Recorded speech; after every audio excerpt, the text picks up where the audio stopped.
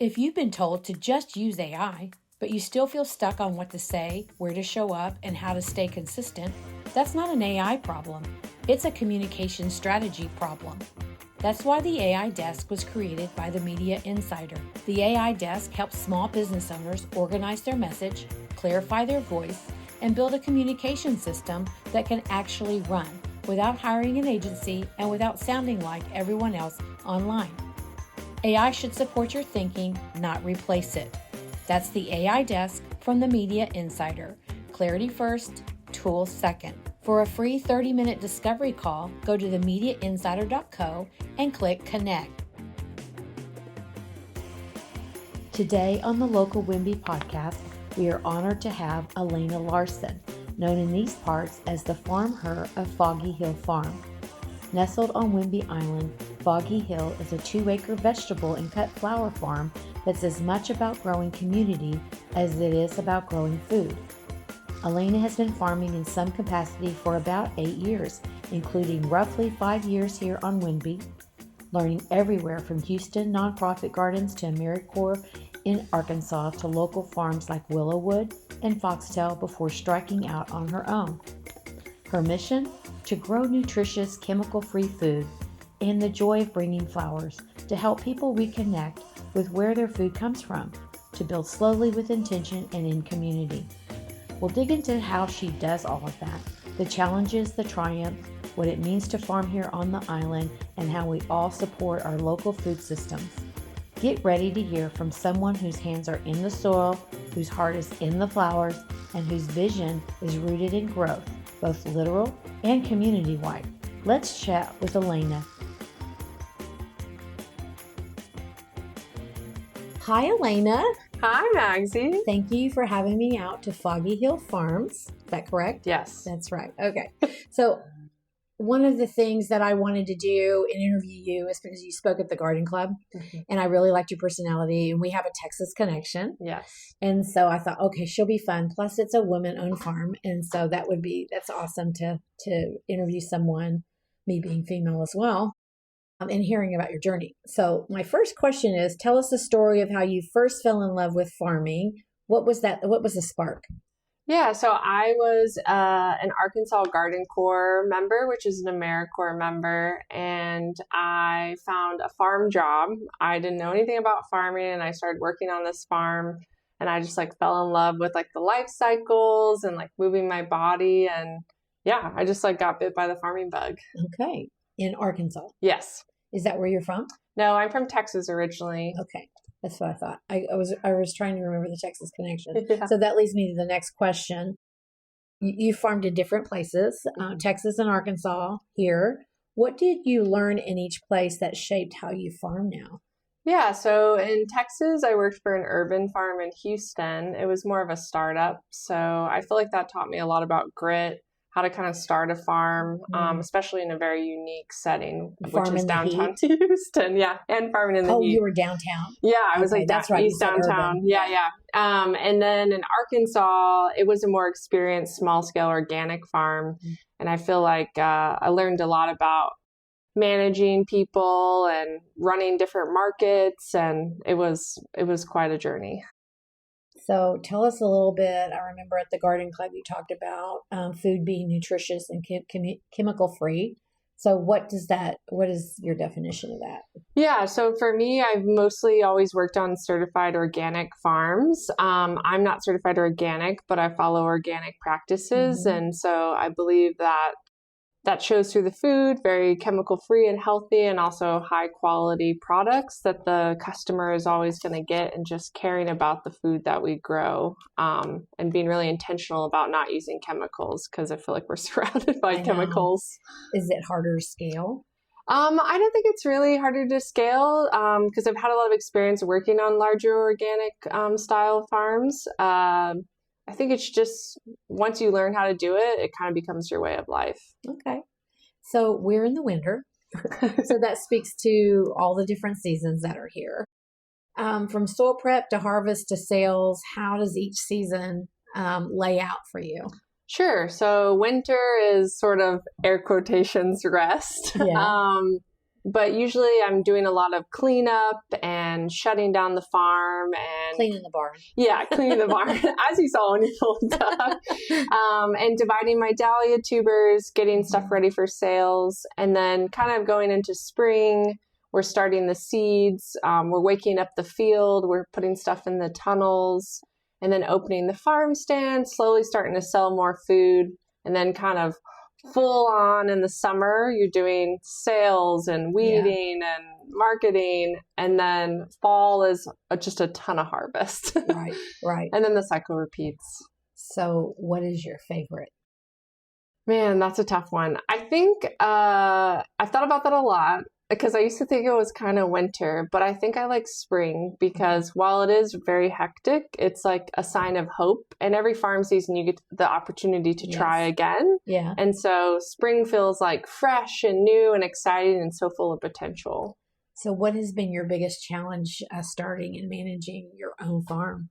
That is a very loaded question. I would say for me, I am a solo woman. A lot of farms, especially on the island, have partnerships or off-farm help or off-farm income. And I think the percentage is like 15% of farms without off-farm income succeed. And it really is challenging because I'm the one that's like in the field, doing the marketing, doing the computer work, doing the sales. And I think that can just wear on you over time. But it makes you very resilient. But yeah, I would say it just feels like it's a lot for one person to carry. And it's been very challenging, but I feel like I'm finally getting into my stride going into season 7. Yeah. And doing things that you didn't feel worked or were not worth it. Yeah. And then pivoting, you probably do a lot of that. Change. Yeah. So one thing I love, you talk about building slowly and with intention. What does that look like in practice? Yeah. So, when you work on farms, you have good bosses, bad bosses. And I had some good experiences and some bad experiences. And for me, that intention comes in trying to create a safe space for my employees, being a good boss to them as best as I can be. I haven't always been the best version of myself, especially when you're building up a farm. But, just trying to be a better boss than bosses I've had in the past. Right. And I feel like that takes time and experience and work. You have to work at it. So I feel like I just want to be intentional in the culture I'm creating, the culture and the food I'm putting out into the community. That's great. I love that. Sometimes with that mindset, though, do you ever question any of your decisions? Yeah, I definitely. I think hindsight is 20/20. It's like always easy to like look back and say, I wish I did this differently. And yeah, like I'm bummed at things I've done, but I think like you look at that and you're like, okay, how do I change that? That's like professional development. That's creating different systems or doing a different, I've cut crops, grown certain crops, scaled up, scaled down. And it's just like you have to always be willing to evolve. Do you ever imagine farmers back in the olden days and how they sold? They didn't have to get on social media. They didn't have to have a camera attached at all times or on a tripod out in the field. Yeah, I mean, this season actually I want to do more videos, but they're great. But it is like it feels like I'm a millennial and I grew up, kind of going into technology. But I also feel like I have younger employees who are Gen Z, and it's like a lot. You can see the difference, but I do wish, I could just not have to post on Instagram and stuff like that. But I do enjoy it actually sometimes, but it is a lot of work. Yeah, it is a lot of work. So flowers and food, you do both, flower farming and food farming. Correct. Why both? Well, I mostly learned vegetable farming and most of my experience was on vegetable farms, but then flowers was always this thing that I was like, oh, it's so interesting. And I kind of dabbled in it. And then I think like vegetables is really great. We always want to feed people, but flowers bring joy. And that's kind of like what I want to do. I want to have color on the farm to look at, to enjoy for myself, but also spread joy through flowers. And I feel like you can always learn more in the veggie side, but flowers was just such a different thing than I had ever done. And so I want to do both. It is hard for me, and I think just in general, to do both of them well. So I kind of do more veg, less flowers. Yeah. I, just from living in Oregon, Spokane, before living here, seeing all the flowers when you'd come to visit and go to Pike Place Market. But if I ever live here, I'm going to grow flowers. And so I do, because, it does make all my friends who don't live here jealous when I post them on social media. Yeah. Like, those are just amazing. I know, it's crazy amazing how well flowers grow here for the most part. And just like having a vase on your table. Yeah. We have like a vase in the bathroom on the farm. Yeah. Like, it just brightens a space up really well. So do you feel fully supported here on Whidbey Island in your endeavors? Yeah, I think the farm community is really great. I think it's a little hard because, I worked for some of the farms, and now, we're like not necessarily competitors, but it's an interesting dynamic being a little bit younger. And then there's farms that are just starting now. And so you just kind of feel like you're trying to find your place in the food system. But I would say probably one of the biggest things that's allowed me to farm is my affordable housing situation. My landlords have provided a space for me for many years now, and really care about the work I'm doing. And I think that's hard to find on Whidbey, and is sometimes a reason why I feel like trying to get labor is so tough, because it's like, where are they going to, not necessarily my responsibility, but I want everyone to find housing, and I don't want it to be such a barrier. So I think that has been a big part of why I can continue to do what I do. Yeah, huge barrier, huge problem. But I do, just from my podcast and meeting people, there are people working hard to address this. Totally. It's getting better for sure. But when I first started, it was a little rough. Well, I think it still is. Yeah. I don't think they've crossed the barrier to it yet, but we know that at least there's something moving towards. It's encouraging for sure. Very encouraging. All right. So do you ever feel a weight of being here doing this alone?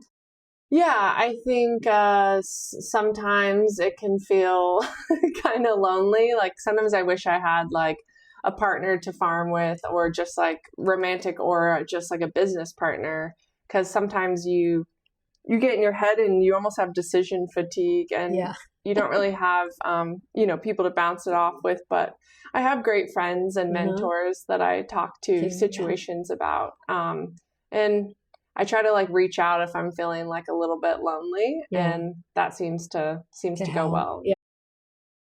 In case someone listening doesn't know what sustainable practices are, can you walk us through that relationship? Yeah, so that's just trying to buy more organic products, trying to really ensure that employees are working set hours, you're not overworking people, you're kind of leaving the space better than you found it, just trying to buy more ethical seeds and just products in general, and taking care of yourself, which I don't always do the best at, and your employees. Well, when I was interviewing the organic farm school, she said that, the biggest challenge to organic farming is weeds. Yeah. She said it's just horrendous because it doesn't freeze here. And even if it did, it's a day. Yeah.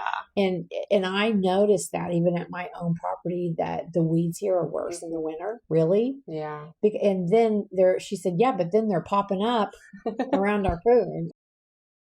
And you can't spray it because you don't want to put chemicals in the soil. She said it's the biggest challenge, and she's from Texas too. Yeah. Did you know that? Yeah, I did.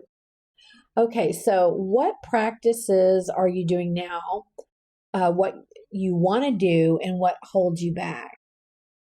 Does that make sense? Yeah. Are there practices you haven't installed yet, but you want to? Yeah. So for me, I had my farm originally in the Maxwell Valley for 2 seasons. And then I moved to this new land that I lease, and I am going into my 5th season on this land. And I think spending all your time, like kind of starting my farm in the pandemic and then building a farm sort of twice, kind of takes a lot of bandwidth. Yeah. And I really feel like I didn't do a great job of like creating strong systems so that like strangers or anybody could just like walk in and figure things out. And so going into season 7, that's like one of my big goals, is to have more systems in place and for staff to be able to easily understand what's going on, and just creating a more like visible, understanding workplace that I haven't always been successful at. Well, I was really surprised that you said it's 2 acres. It looks way bigger than that. It really does. Whether being out here or on social media, it looks way, way bigger than 2 acres. That's amazing. Yeah, we don't have a tractor, which is a long-term dream. Anyone out there want to buy me a tractor?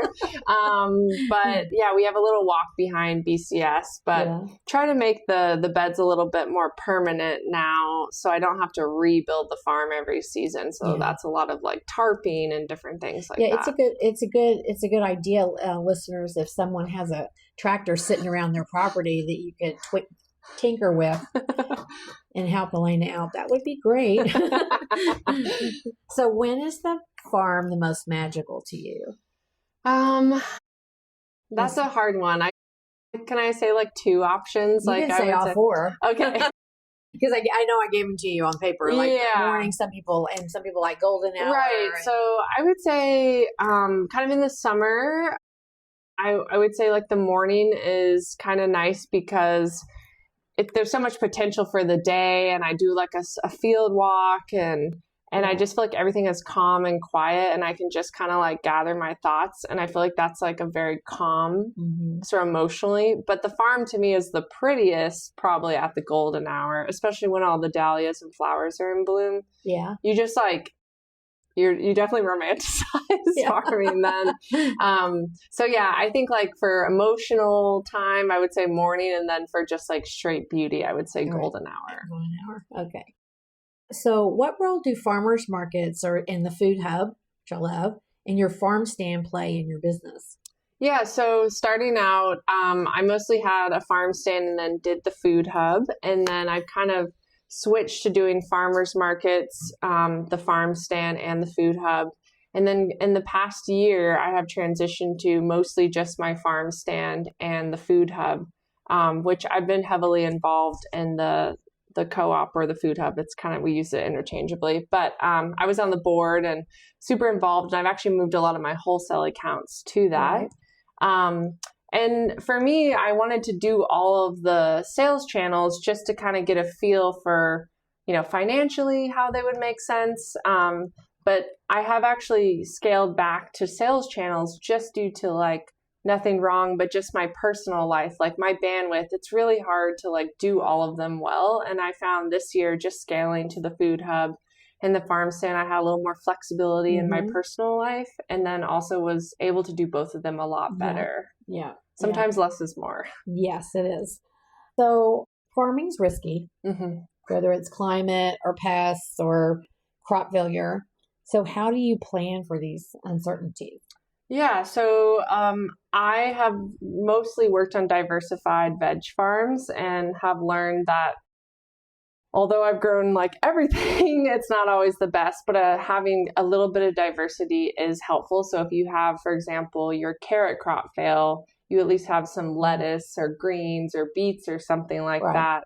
And then for pest or weather, like the weather is sort of crazy. You just have to kind of let go and sort of follow the weather. You have to sort of give up control. And pest, I have just become more proactive and integrated a pest plan because they'll come whenever they want. So I find that I've been getting more beneficial insects and just really kind of seeing the signs and trying to have better, healthier soil and giving airflow and things like that. I think it just comes with experience. You're able to be a little more flexible and kind of adjust to those things, which is not easy. This is goofy, but I grew up with the show Little House on the Prairie. Oh, I did too. And I absolutely love it. And this past year, I've gotten to turning it on when I'm working on my computer and thinking, oh, I remember that episode. But the worst episodes, the saddest episodes, is the crop failure. Yeah, it's for really everybody. sad. Because then nobody has anything. And I watched the other night when they when the Eagles almost left because of crop failure, because of a tornado. Yeah. Took it out. It's definitely defeating. Like a couple years ago, you basically, for purple star and broccoli, you seed it in July timeframe and then plant in August, or at least that's what I do. And then it has to overwinter, and then you pick it in March and April. And we had sustained, like, it was frozen. Like, it was basically in the 20s for a full week. And I lost like 80% of the crop. And I was expecting that for early season income.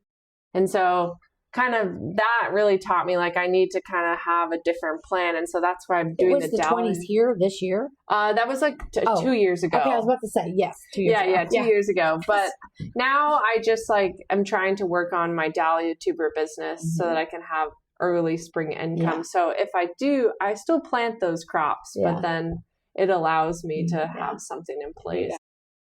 So let's just say 5 years from now, and we're chatting, and what would you consider success in 5 years?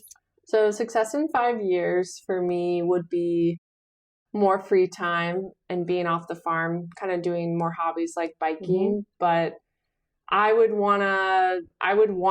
see my farm as successful if I was creating some management roles for folks, or continuing to give young people experience on a farm, and also helping them build some leadership skills in the management area. Because I think that's what I wanted a little bit more before I started my own farm. So I'd say like free time and creating more opportunities for young farmers. I like how you like to say you're a farm her. Yeah.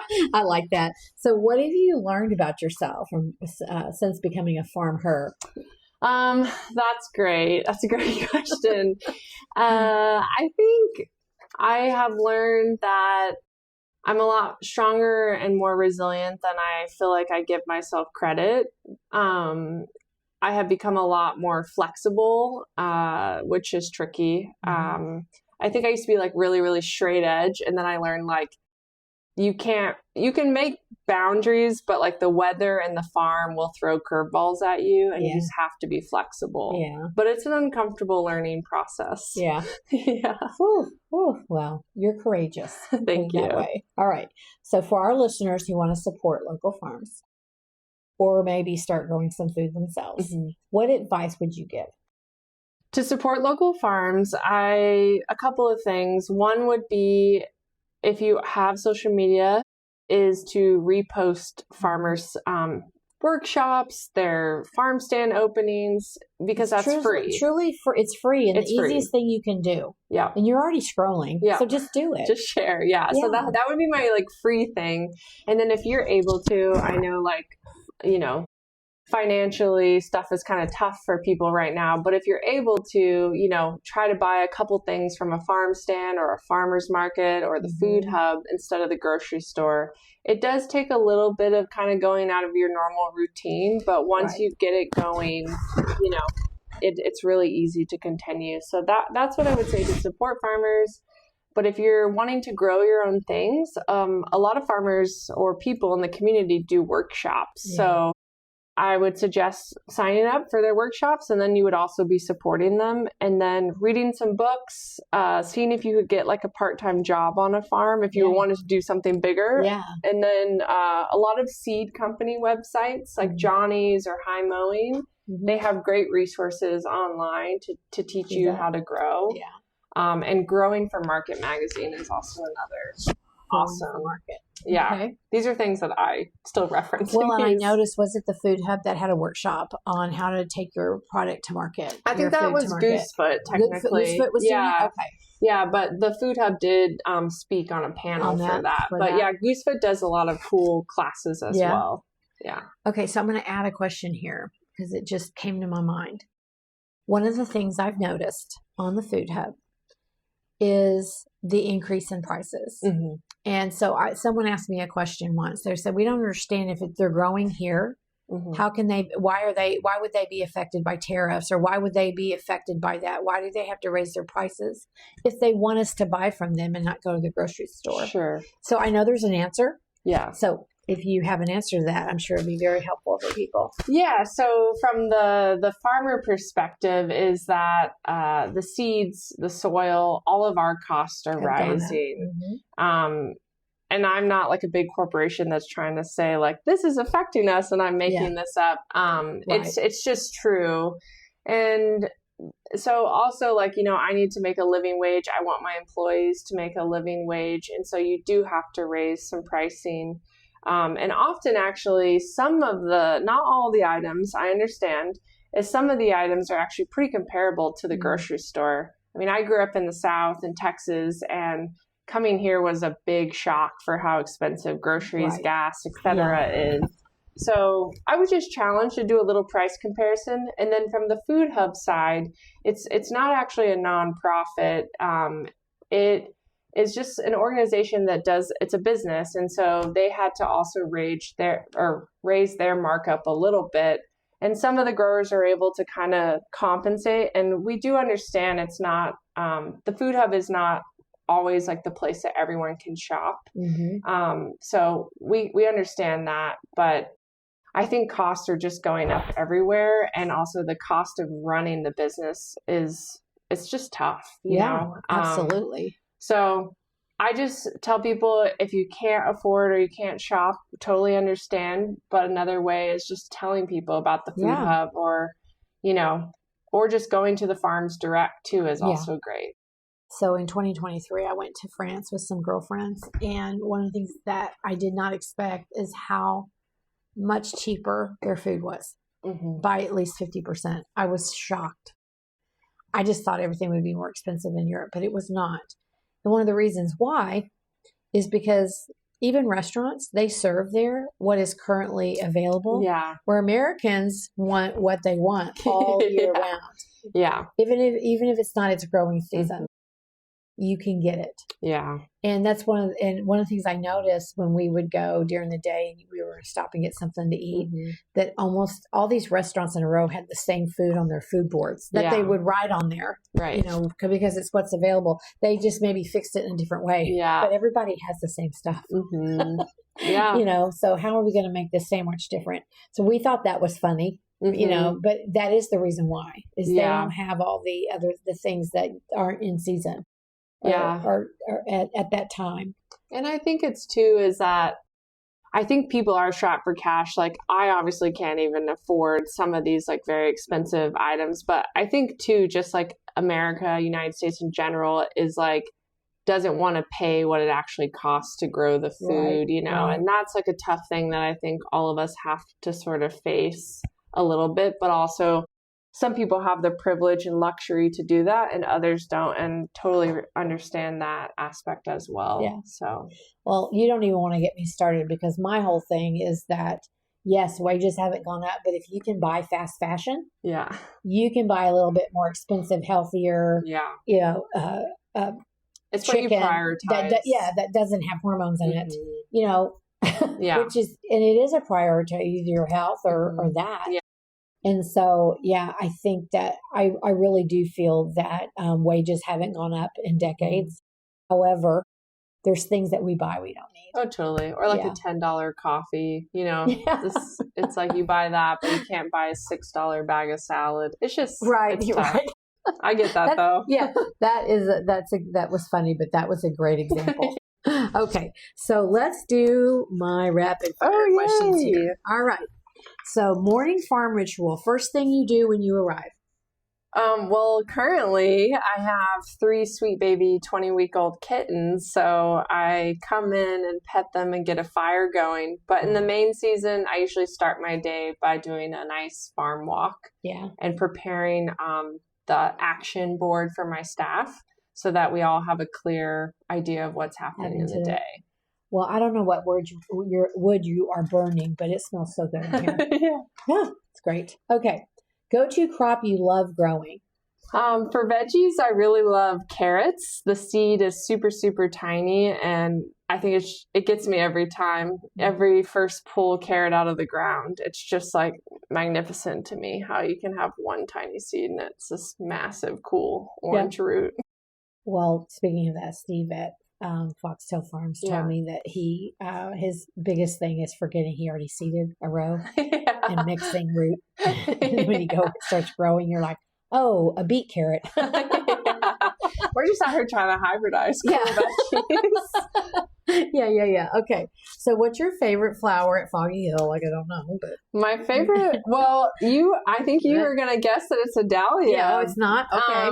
Which you would think that is a very good guess, but ranunculus actually is my favorite, but I haven't grown it in a couple years. I'm actually bringing it back this spring. Okay. But I would say then it's dahlias. But ranunculus is just like the most beautiful, like spring rose. I planted a ton of those little things. What are they called? They're corms. Corms. Yeah. And they never came up. Oh no! I pre-sprout them to be fair because they can rot in the ground. Okay.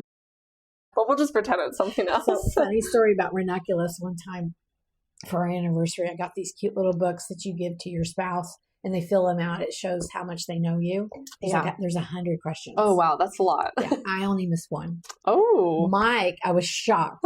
Only missed 4. Oh, that's incredible. But one of them was my favorite flower, and he couldn't remember that it was peonies, so he went and looked it up, and whatever he looked up, it was a ranunculus.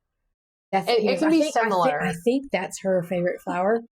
Like, what were you cheating looking it up? But anyway, so he wrote in there ranunculus, which he doesn't even know what that at the time. But, so when I read it, I'm like, how do you know what a ranunculus is? It's not my favorite flower. He goes, well, I couldn't remember the name of it. It is similar and about the same season. Yeah. Okay. So one soil amendment you couldn't farm without. I would say Nutri-Rich. I usually put it on a lot of the beds at the beginning, but it's a pelleted fertilizer that I use, and it just adds a nice addition to the bed before you start seeding or planting. So that can be for it has like nitrogen and some other stuff. That can be for flowers or vegetables. Oh yes, I do it for every bed usually. Okay. Yeah. Okay. After I've done a soil test to ensure that it needs it. Coffee, tea, or something else while out in the field. So definitely coffee, and a lot of people are very caught off guard, but I actually really love iced coffee year round. Because I'm moving a lot. Yes, I can get a thermos, but I love hot coffee in a mug, so it usually gets cold, but iced coffee doesn't ever go bad, I guess. Yeah. So I'm definitely a big coffee drinker, and then electrolytes in the summer is a major thing for me. Yeah. It's like my afternoon treat. Yeah. So what kind of coffee are you? A medium roast, a dark roast, morning blend? I would say I'm like a dark roast usually. Yeah, me too. Yeah. Do you know, I put so much stuff in my coffee now. I put protein powder in mine. Oh, yeah. The other day I took a sip before I put anything in it. It was so strong. I'm like, oh, wow.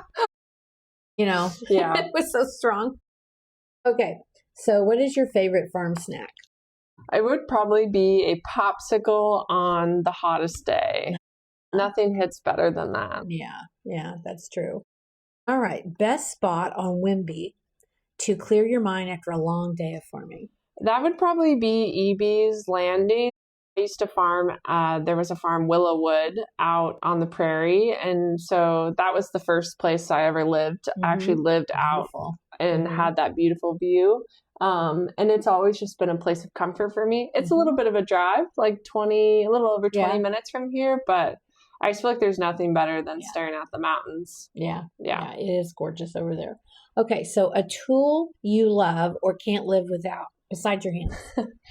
I would say my flail mower is an flail. Yeah, it's an attachment for the BCS walk behind tractor, and because I do a lot of baby greens, you can just like go over the bed top and mow it in like minutes, and it's just incredible. Because I used to, not a super fun thing, but I used to weed whack.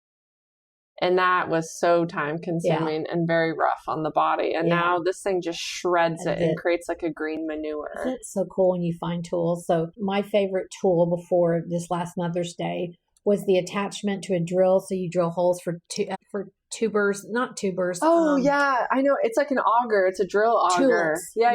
Tulips. Yes. You attach it on any drill. Yeah. I use that for potatoes. You can literally just go, I mean, it's so incredible. Fast.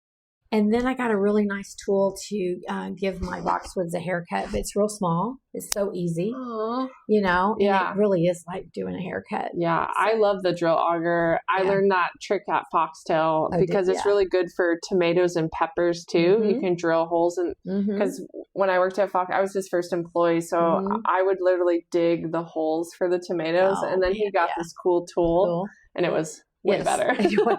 Yeah. You're talking about a hack. Yeah. Man. Okay. One word that sums up your philosophy is farming. Hold on a second. I forgot one. What's currently growing that you're most excited about? So that would be ranunculus, because I'm sprouting it, and it'll go out into the greenhouse soon. Okay. And then also I'm starting seeds next week, so that's always exciting. Oh, man. Yeah. Now that you told me that about ranunculus, because I do like them. You can still get them. It's not too late. Well, the fact that you're sprouting them. I just put them in. Yeah, so you soak them. You always want to soak them. Yes, it depends on which type. So it can be for, a lot of people do. I usually do about 4 to 8 hours. And then I just do an open flat or crate of soil and then just throw them in and then cover them with soil. And then once they start putting roots on and a little sprout, that's when they go in. Oh, okay. So then you know that the roots will attach. All right. Last rapid fire question. One word that sums up your philosophy as a farmer. I think that word would probably be resilience. Yeah. Yeah. You have to be. It feels very, very fitting for my experience doing it. So I'm going to throw a question in there. Sure. That I thought of a while ago and I forgot to ask you. Of all your knowledge of all the farming that goes on Whidbey Island, do you think that Whidbey Island could be sustainable as far as being if all the farms in the United States went away, say we had a drought or something horrible happened, but not to Whidbey Island, do you think we could be sustainable for everybody that lives here? I don't think we have enough. I mean, I think that we don't have enough farms that are large enough to support people.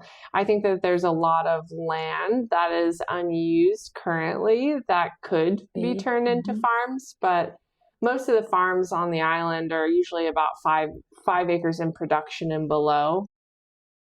And so on like the peninsula, they have like 20 plus acres that are in production of farms. And I think that kind of hinders us. But I think land, like large parcels of land, is hard to come by. But I think we could do a good job of supporting people.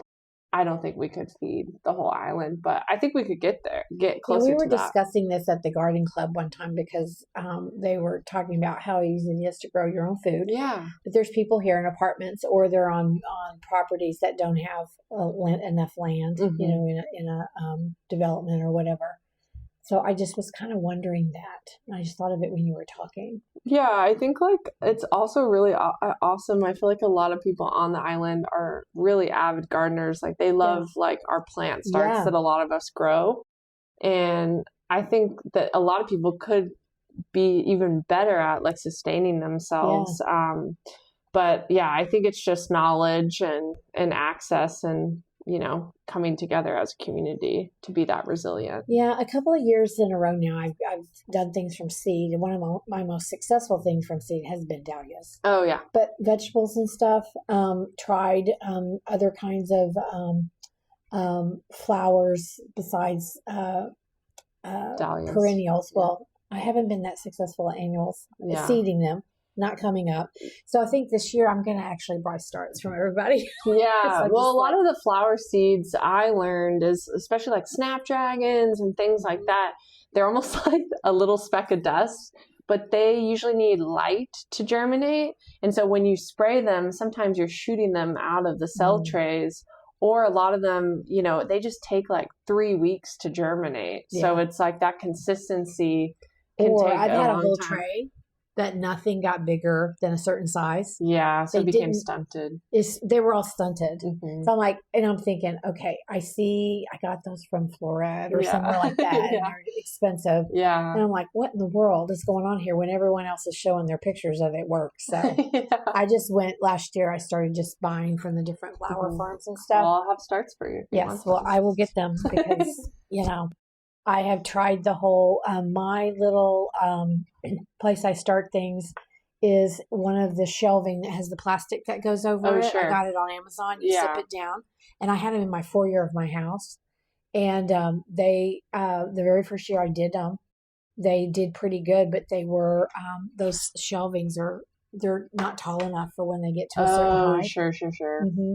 And so anyway, I just haven't been very impressed with myself in that category. So I just last year started just buying stuff. Yeah. Like, forget this. That's okay. You're still doing good by supporting people. Yeah. One year, Mike took the time to build me all of these different wood bench type things to put when you have to start bringing them out before you plant them. Yeah. Hardening them off. Yeah. And I told him, and he listens to this, so he already knows this, but I'm going to tell on him again because I will never forget it.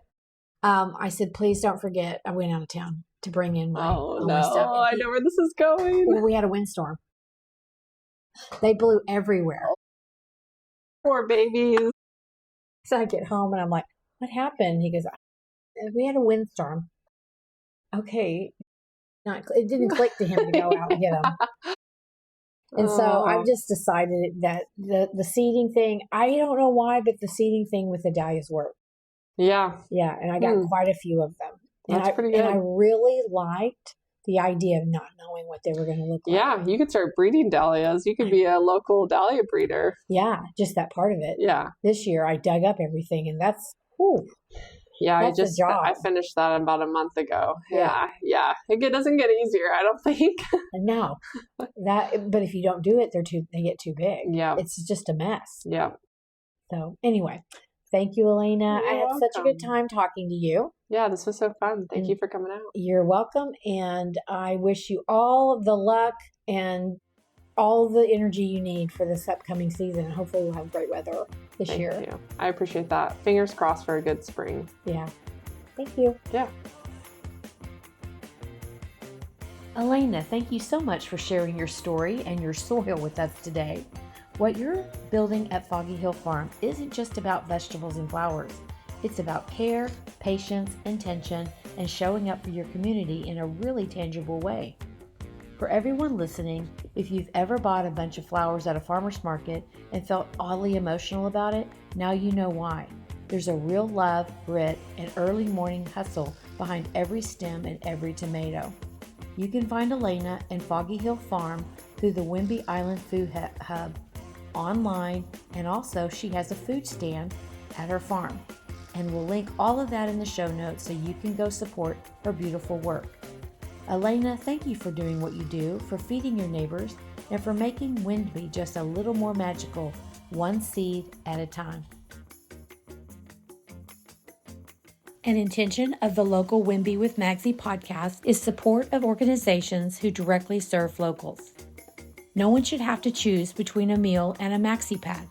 Bras equal dignity and better health. I Support the Girls Whidbey Island provides free feminine hygiene products, bras, and new underwear to local women in need. Donations always are welcome. Go to their Facebook page to check out all of the drop-off locations on the island. There are at least 19 locations. They also have a wish list on Amazon. Your gift today changes lives on Whidbey Island.